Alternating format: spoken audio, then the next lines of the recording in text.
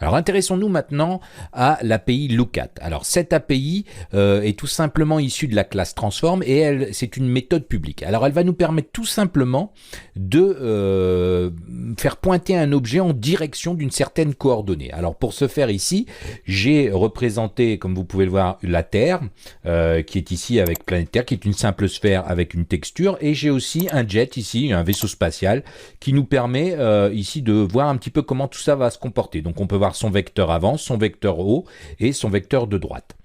Donc on va tout de suite passer à l'utilisation de Lookat. Pour ça je vais créer un petit script. On va l'appeler demo lookat. Alors comme je vous l'ai dit, Lookat va permettre de faire pointer vers une certaine direction un objet. Comme par exemple ici notre avion. Donc pour ça on va déposer le script sur le jet et on va l'éditer ensemble. Alors c'est parti. Pour vous montrer comment tout ça fonctionne, on va utiliser ici la Terre. Donc pour ça on va créer un public transform parce qu'on aura besoin en fait d'une transform pour la cible, et d'ailleurs on va l'appeler target, comme ça va être simple à comprendre. Ensuite, au niveau de l'update, on va demander à notre objet, donc le script se trouve sur notre jet, et on va lui dire en fait de redéfinir son transform grâce à la méthode lookat. Là, si on ouvre la parenthèse, on peut voir qu'on a 4 surcharges. Vous allez voir qu'elles sont assez similaires et faciles à comprendre. Donc là, on peut voir que la première surcharge me permet d'ajouter un transform de cible. Bon, là, ça va être assez simple. Je vais tout simplement mettre ma target, qui est ici la variable qui va stocker ma cible. Donc comme c'est un transform, j'enregistre, je retourne au niveau d'Unity, je vais tout simplement au niveau du script du jet ici aller glisser la cible qui va être la planète Terre. Donc regardez ce qui va tout de suite se passer. Si je lance ma scène, alors vous pouvez observer la vue du haut ici en bas, mais ce sera plus visible ici. Vous pouvez voir que mon objet, déjà au play, on peut voir qu'il fait une petite inclinaison. Pourquoi? Parce que ici son vecteur avant va tout simplement pointer tout le temps vers l'objet cible. Les coordonnées de l'objet cible, on peut voir ici, qui sont ma Terre. Alors ça va fonctionner dans tous les sens, que là je la déplace de haut en bas, mais si je me mets ici un peu comme ça, on va pouvoir observer que j'ai le même phénomène sur la gauche et sur la droite. Donc en fait je vais pouvoir déplacer ici n'importe où ma planète Terre, et on peut voir que mon objet va toujours pointer vers elle. Donc vous pouvez voir que cette méthode publique Lookat est assez intéressante. Alors ça, c'est la première façon de l'utiliser. Ensuite, vous avez un deuxième paramètre qui va être tout simplement le vecteur 3 world up. En fait, ça va être la face avant, en fait, enfin, le vecteur 3 qui va définir le haut.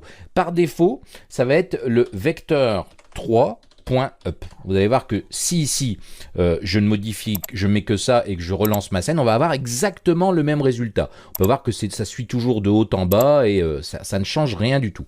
Alors pourquoi? Parce que ici, mon objet, attention, il est bien ici défini. Vous pouvez voir que le modèle a été fait correctement. Vous avez parfois des différences au niveau des axes.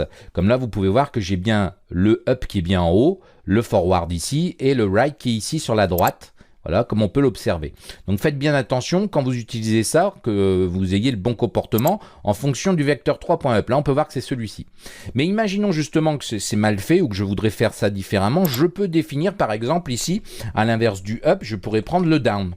Donc si je prends le vecteur 3.down, à ce moment-là, si je lance ici ma scène, vous allez observer que en fait mon avion se met complètement à l'envers. Regardez, c'est plus visible vue du haut, et d'ailleurs je vais passer ici en vue du haut, on peut voir qu'il est complètement à l'envers, mais je vais avoir exactement le même comportement que tout à l'heure. Il n'y a aucun changement au niveau de ça, ça va toujours pointer là-bas, mais on peut voir qu'on inverse son vecteur. Alors ça peut être intéressant justement au cas où votre modèle est mal paramétré, en tout cas mal modélisé concernant ces axes de direction, comme on peut voir ici avec le vecteur 3.up, forward et right. Donc évidemment, je vais vous montrer très rapidement qu'on pourrait utiliser le vecteur 3.right aussi si je le désire. Voilà, on va faire ça, on enregistre, et si maintenant on fait ça, bah évidemment, j'ai le même comportement, mais là on peut voir que mon avion, il est plutôt couché, parce qu'on peut voir que sa face, en fait, du haut est considérée comme le vecteur 3.right, c'est-à-dire son axe rouge, regardez. Mais j'ai exactement le même résultat.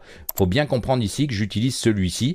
Quand je spécifie rien, j'utilise le up, et je peux comme ça utiliser n'importe quoi. Il n'y a aucun souci, je peux vraiment me débrouiller facilement avec ça.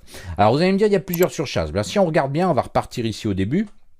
On va rouvrir la parenthèse et on peut voir que la première, bah, c'est la transform target qu'on a vue. La deuxième, c'est le vecteur 3 world position. Ensuite, vous avez le transform target. Donc là, on va spécifier une transform. Et le vecteur 3, de nouveau, ce qu'on a fait ici, world up. Et ensuite, la dernière, c'est on peut voir un vecteur 3 world position.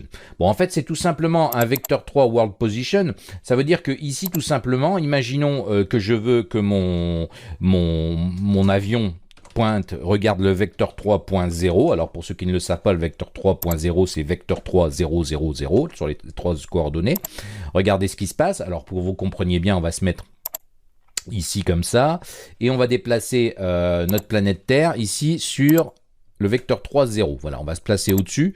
On va pouvoir observer que je vais avoir un petit pointage en fait qui va être tout simplement vers le vecteur 3 0. Donc ici, c'est plus du tout dynamique parce que je peux déplacer, je ne pointe plus sur le transform ici de ma planète, mais vers le vecteur 3 0 qui se trouve là. Donc vous pouvez voir que si je le remets ici ma planète au vecteur 3 0 0 0, c'est en fait ça qu'elle regarde. Imaginons maintenant que je veux utiliser des coordonnées que je vais spécifier, bah, je vais prendre ici ma planète par exemple, et je vais lui dire tout simplement de se déplacer ici de 2 sur X, de 1 sur Y, voilà, et 1 sur Z, voilà. Bah, donc ce que je vais faire maintenant dans mon code, je vais lui ajouter un nouveau vecteur. Donc pour ça, je vais dire new vector 3. Et ici, on va mettre ses coordonnées. Donc, on avait dit 2 pour X, 1 pour Y et 1 pour Z, il me semble. Donc ça va fonctionner aussi. Attention, ici, il faut 2 parenthèses pour la syntaxe. Donc, si maintenant, je relance ma scène, on peut voir que là, je l'ai déplacé vers le vecteur 2.1.1, ma planète Terre. Bah, regardez, automatiquement, mon avion va aller pointer dessus. Encore une fois, c'est plus du tout dynamique parce que là, vous pouvez voir que je n'ai plus ici, enfin, ma target est bien renseignée, mais ça n'a strictement rien à voir. Je n'utilise plus du tout cette variable publique qui est ici. Je pourrais d'ailleurs la supprimer sans aucun souci. Vous allez voir que le résultat va être identique. Voilà, donc je pointe vers cette coordonnée et ici, je l'ai mis en repère, mais on peut voir que ça n'a strictement rien à voir. Si je mets maintenant ma planète par là, je vais toujours pointer vers le même côté. Donc vous pouvez voir que cette API est très intéressante, Lookat, parce que ça nous permet dynamiquement d'orienter un objet vers quelque chose. Donc ça peut être très utilisé dans le cadre, par exemple, d'ennemis pour une intelligence artificielle, pour pointer vers quelque chose. Ça pourrait être vraiment très utile dans beaucoup de cas, ou tout simplement, si vous voulez orienter un objet toujours, par exemple, vers la caméra. Ça, c'est possible aussi, parce que, évidemment, on utilise une transform, la caméra a une transform. Dans le cas où vous avez un player, qui soit FPS, par exemple, on va plutôt utiliser la caméra. Dans le cadre d'un personnage plutôt 3D à la troisième personne, on va pouvoir utiliser le transform du personnage. Bon, voilà, les possibilités sont assez intéressantes quand vous avez bien compris comment tout ça fonctionne. Encore une fois, vous pouvez voir que c'est une API qui est très simple à utiliser et qui peut vous rendre beaucoup de services.